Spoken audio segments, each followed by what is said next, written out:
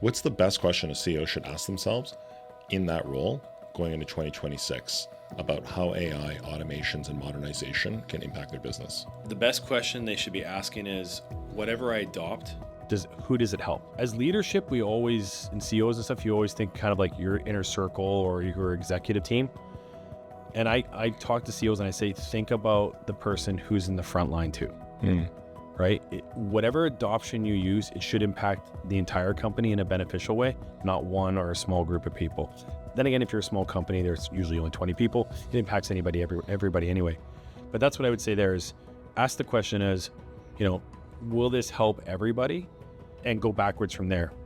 And because if you can say, how does it help everybody? Then you get to ask the most important thing is the person that is in the front line, stop waving me on.